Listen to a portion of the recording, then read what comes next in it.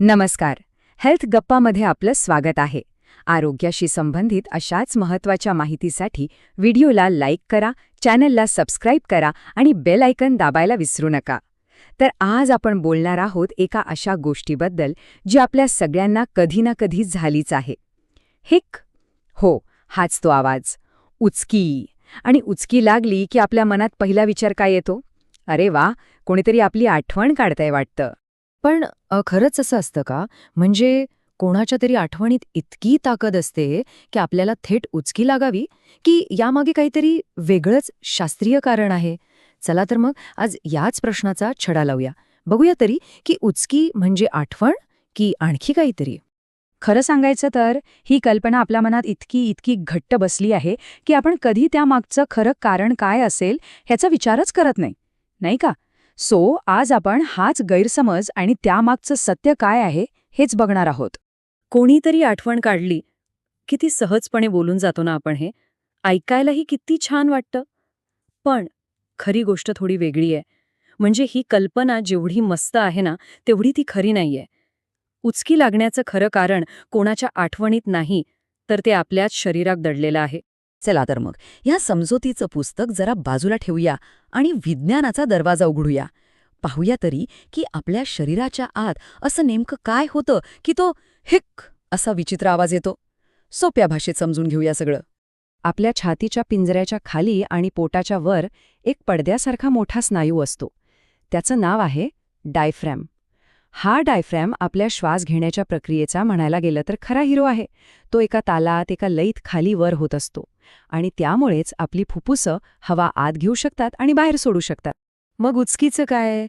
तर कल्पना करा की हा जो डायफ्रॅम एका तालात काम करतोय ना, त्या तालात अचानक काहीतरी गडबड झाली. त्याला एक छोटासा झटका बसला आणि तो एकदमच आकसला जातो. मग काय, आपला जो श्वास आहे तो क्षणभरासाठी अडकतो आणि एक असा आवाज येतो. बस इतकंच सोपं आहे. उचकी म्हणजे दुसरं तिसरं काही नाही, तर या डायफ्रॅमचं अचानक आकसणं. ओके, हे तर कळलं. पण मग पुढचा प्रश्न येतो की डायफ्रामला असा अचानक झटका बसतोच का? का बिघडतो त्याचा ताल? यामागे ना काही अगदी साधी आपल्या रोजच्या सवयींमधलीच कारणं आहेत. चला बघूया ती कोणती आहेत. अनेकदा आपण खूप घाईघाईत जेवतो बघा, तेव्हा असं होऊ शकतं. किंवा खूप जास्त तिखट मसालेदार जेवण जेवलो तरीही उचकी लागते.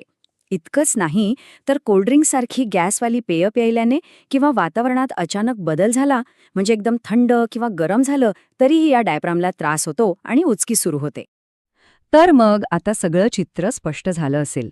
एका बाजूला आहे आपला तो जुना गैरसमज की कोणीतरी आठवण काढली आणि दुसऱ्या बाजूला आहे विज्ञानाने सिद्ध केलेलं सत्य. म्हणजे काय, तर उचकीचा संबंध आठवणींशी नाही, तर आपल्या पोटातील गॅस किंवा त्या डायफ्रॅमच्या हालचालींशी आहे. सरळ आणि सोपं.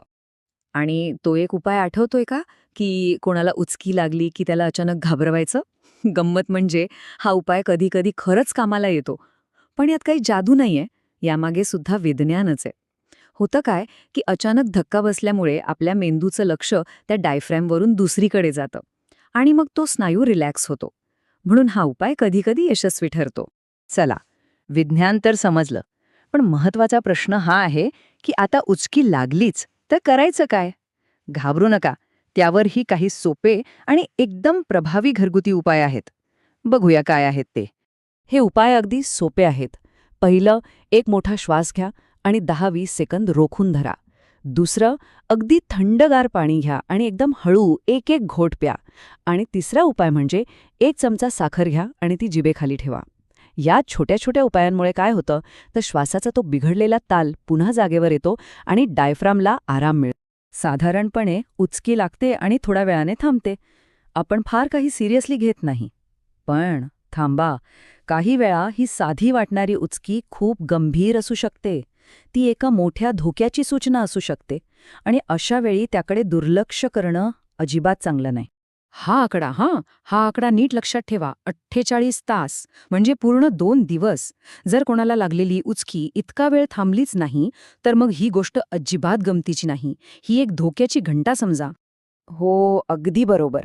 जर उचकी सलग 48 तासांपेक्षा जास्त वेळ टिकून राहिली, तर अजिबात वेळ न घालवता डॉक्टरांकडे जायलाच हवं. कारण ही जी लांबणारे उचकी आहे ना, ती किडनी किंवा लिव्हरच्या एखाद्या गंभीर आजाराचं लक्षण असू शकतं. त्यामुळे याकडे दुर्लक्ष करणं म्हणजे स्वतःच्या आरोग्याशी खेळण्यासारखं आहे. तर आज आपण उचकीमागचा गैरसमज दूर केला आणि त्यामागचं विज्ञानही समजून घेतलं.